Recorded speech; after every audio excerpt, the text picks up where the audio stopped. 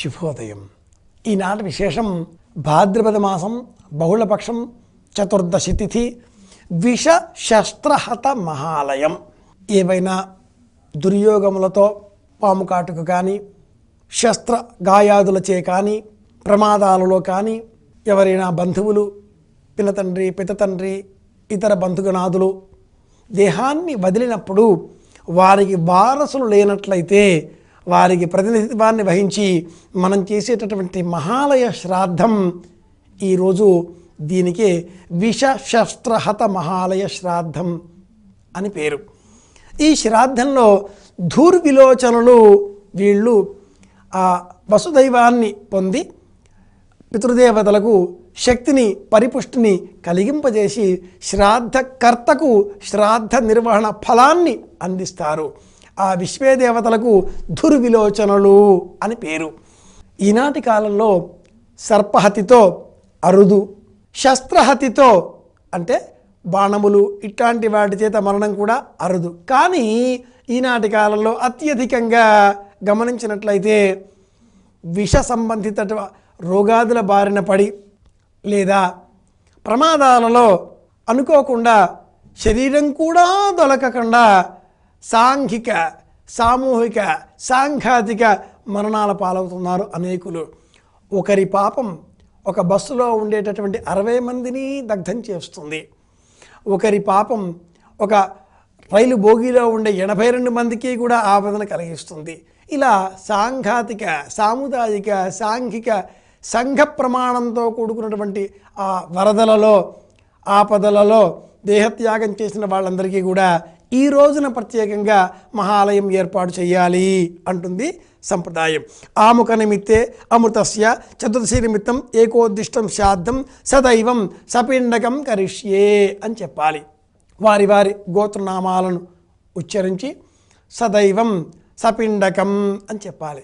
పిండ ప్రమాణాదులతో పిండాదులను ఏర్పాటు చేసి ఈ రోజున అలా మరణించిన అంటే ఏవైనా ప్రమాదాలలో వరదలలో లేదా ఇంకేమైనా ఆత్మహత్య సంబంధిత కారణాల చేత బలవన్మరణాలు పొందినటువంటి వారికి ఈ రోజున ఇలా ఏర్పాటు చేయాలి అంటుంది సంప్రదాయం. కనుక మనమంతా కూడా ఈ రోజున విష శస్త్రహత మహాలయం అనేటటువంటి ఈ మహాలయ పక్ష శ్రాద్ధ సందర్భంగా జ్ఞాపకం పెట్టుకోవాల్సింది ఏమిటి అంటే సమాజంలో ఎవరు కూడా బలవన్మరణాలు పొందకుండా చూడాలి.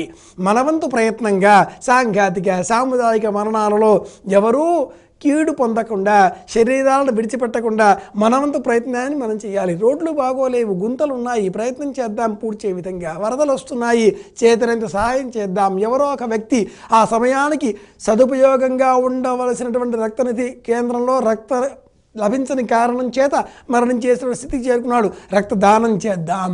చేతనైనప్పుడు ప్రచారం చేద్దాం, ఇతరులను అక్కడికి పంపించే ప్రయత్నం చేద్దాం. ఇంకొకరికి మనం సహాయం చేస్తే 10 మంది మనకు సహాయం చేయడానికి సర్వదా సంసిద్ధులే ఉంటారు అనేటటువంటి సందేశాన్ని ఈరోజు మనం జ్ఞాపకం పెట్టుకున్నాం. ఇందుకోసమే విష శస్త్రహత మహాలయం. ఒక వ్యక్తి తన పిల్లలను చదివించే నిమిత్తమై పాఠశాలకు పంపించాడు. ద్రవ్య లబ్ధి లేదు, డబ్బు తక్కువగా ఉంది, ఇబ్బందుల్లో ఉన్నాడు, సహాయం చేద్దాం. అందువల్ల ఆ వ్యక్తికి మానసికమైన ఆనందం కలుగుతుంది.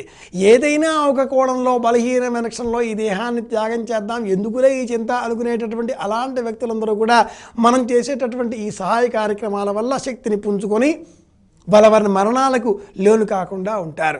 10 మందికి సహాయం చేస్తే ఆ 10 మందిగా మారి 100 మంది మనకు సహాయం చేయడానికి వరుసలలో ఉంటారు. ఒకరి చేసిందే మిగులుతుంది.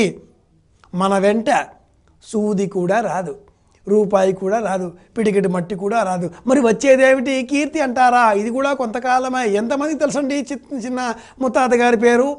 మహా తెలిస్తే తండ్రి తాత ముత్తాత వసురుద్ర ఆర్చి రూపాణం. మీ ముత్తాత గారి పేరేమిటి అంటే ఎవరు చెప్తారండి? ఎవరు చెప్పలేరు. బహు కష్టం, చాలా కష్టం. ఇంట్లో వంశవృక్షాలు ఉండాలి, తరతరాలు తెలిసి ఉండాలి.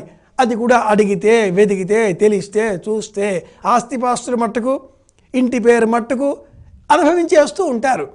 తాతగారి పేరే కఠినంగా ఉండే ఈ రోజుల్లో ఇంకా ముత్తాత గారి పేరా అనుకుంటే మరి ఎలా? వనే రనే పర్వతమస్తకాగ్రే రక్షంతి పుణ్యాని పురాకృతాని అంటుంది సంప్రదాయ సారస్వతం. మనం చేసిన పుణ్యకర్మలే మనకు దట్టమైన అడవులలో ఉన్నప్పుడు, యుద్ధరంగంలో ఉన్నప్పుడు, పెద్ద పర్వతం చివరలో ఉన్నప్పుడు రక్షిస్తాయి. ఒక వ్యక్తి అడవిలో పరిగెడుతున్నాడు. వాడి వెంట ఒక ఎలుగుబంటి పడింది.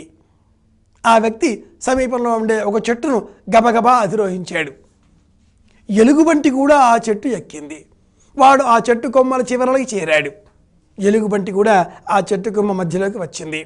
వాడు ఆ చెట్టు కొమ్మ చివరికి చేరాడు. ఎలుగుబంటి ఆ కొమ్మ ఆరంభంలోకి వచ్చింది. కొమ్మ ఊగడం మొదలెట్టింది.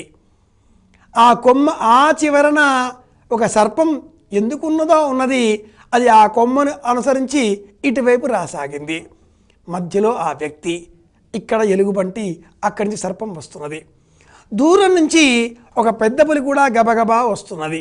ఈ సమయంలో ఆ వ్యక్తి దూకాడా పెద్ద పులికి ఆహారం అవుతాడు, ఇటు దిగాడా ఎలుగుబంటి, అటు వెళ్ళాడా సర్పకాటు, సర్పం కాటు వేస్తుంది. ఎలా? దైవా అనుకున్నాడు, పరమాత్మ అనుకున్నాడు, పరంధామ అనుకున్నాడు, పరాత్పర అనుకున్నాడు, దైవనామస్మరణ చేశాడు.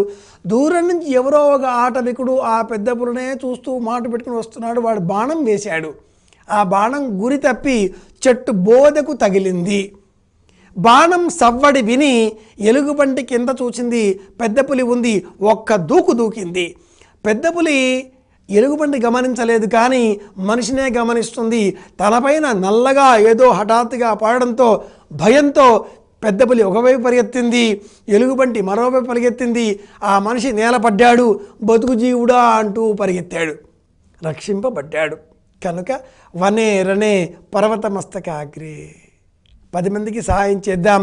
విష శస్త్రహత మహాలయం. ఇది ఈనాటి విశేషం.